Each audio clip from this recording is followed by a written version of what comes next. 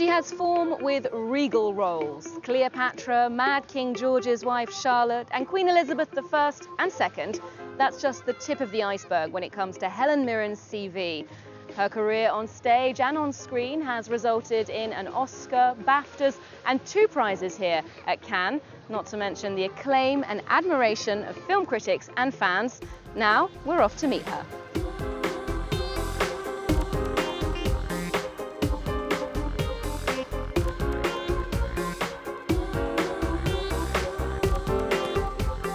Helen Mirren, hello, it's a pleasure to meet you. Thank you.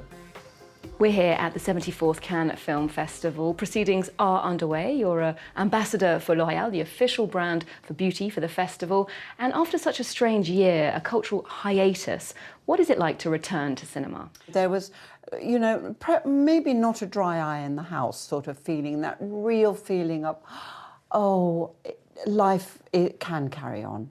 It can carry on. Because there was a time there, wasn't there, when you really felt that things had changed forever.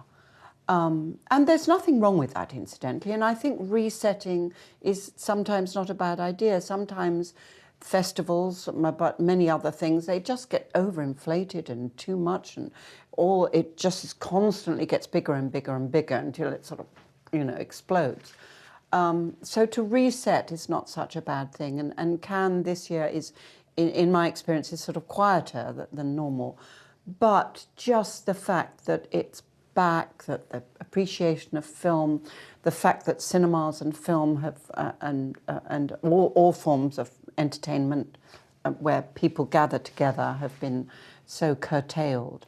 Now, L'Oréal is celebrating the 50th anniversary of that famous slogan, "Because I'm worth it," and notions of self-worth and beauty have evolved enormously over the years. So how would you define beauty today? I don't define beauty. I don't like the word beauty. I think it's a wrong word to use. Unfortunately, it's become the beauty industry, and it's just the wrong word, because the majority of us are not beautiful. You know, there are beautiful people who walk on this planet, and we can all see them and appreciate them. But the majority of us are not beautiful like that. But we can put on style, we can put on swagger, we can put on confidence, we can put on wit and charm and lots of other things that are just as attractive as sheer beauty, you know. So I think in a way that word, the beauty industry, it alienates people. It did for me for many years, I have to say.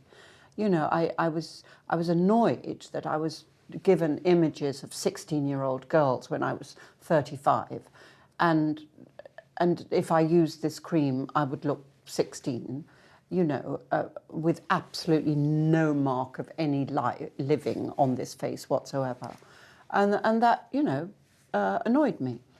And luckily we've gone way beyond that. Serious questions about the prominence of women in the film industry are being asked right now, and Cannes has tried to make efforts towards more gender equality. In 2018 we had that historic red carpet premiere featuring only women, but this year only 4 female directors are in competition with their films. How is the Lights on Women initiative trying to redress that balance? Well, you know, it's all about opportunity, isn't it? And recognition of work that's done. And here, with this award, L'Oréal is affording young female directors both opportunity and recognition.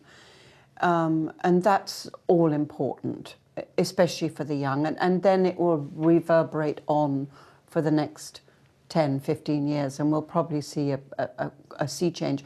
We have already, and actually when you say there are only 4 women, which is not a big number, but 10 years ago there probably would not have been 1.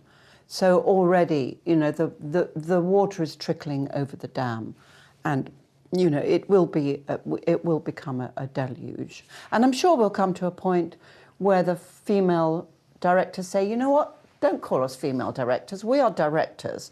And I totally dig that and understand that, and it's absolutely legitimate. But until you reach a point where it's equal, you know, it's just as well to encourage and to mentor. You've played some very powerful women over the course of your career, winning an Academy Award for your portrayal of Queen Elizabeth II. And the next important figure, I believe, for you is Golda Meir, the only woman to serve as Israeli Prime Minister. Can you tell us what drew you to that character and the role? Well, it's interesting you mention that because it's not set in stone, that particular project.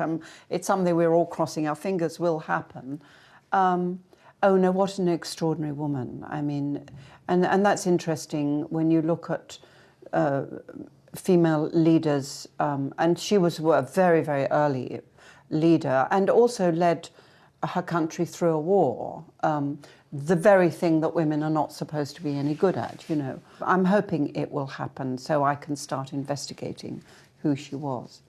Indeed, when you approach a role in terms of the preparation and the research, someone who was visible in the 20th century, someone who's still alive, like Queen Elizabeth II, I wondered if there was something for you that allows you to nail the person, for example, gesticulation or voice. Well, all of those things are important, obviously, especially with a person like Her Majesty, who is such... Everybody has seen her, heard her, knows what she looks like, how she walks, you know, how she holds herself. So you have to obey those things. But then you really want to go really beyond that, and you want to go into who the person is inside of all of that.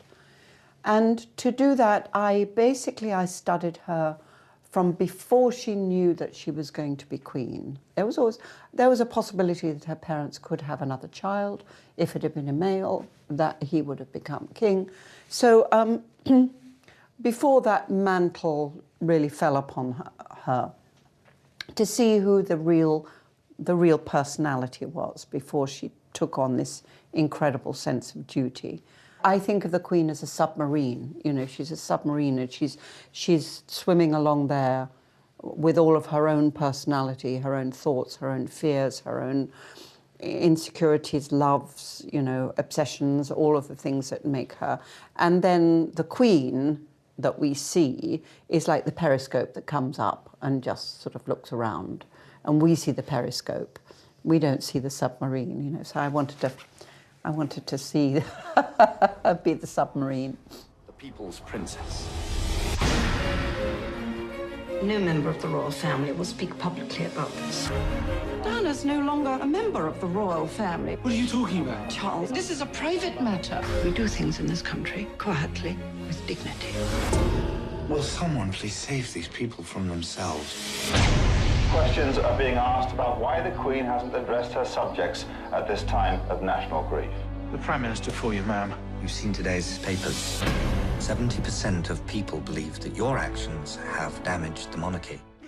Now, as an artist, as someone in the public eye over the years, you've never been shy about speaking out about important issues, whether it was sexism. I wanted to know where this bravery comes from.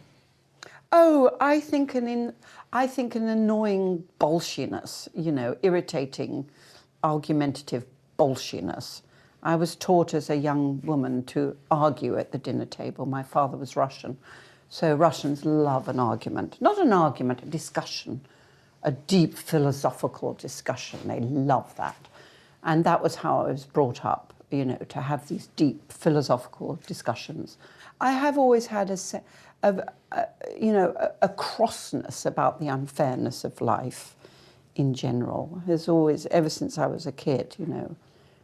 And as the unfairness of life hits you as a young person, it's devastating, isn't it? It's not fair. Why? That's not fair.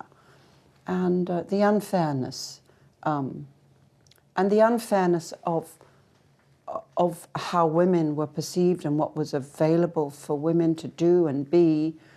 When I, you know, became conscious of that at 13, 14 years old, then it struck me as being profoundly unfair. It, you know, it made me so cross when I was like 15 years old. I was so angry. Now, Helen Mirren, you've had great success over the years here at the Cannes Film Festival, winning Best Actress in 1984 for Cal, Yes. And then again for your role in The Madness of King George Yes. in 1995. There are so many international cinema events these days, but what makes this one special?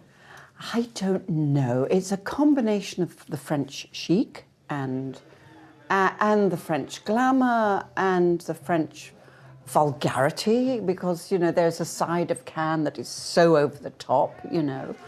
But at the same time mixed with this deep love of film as art.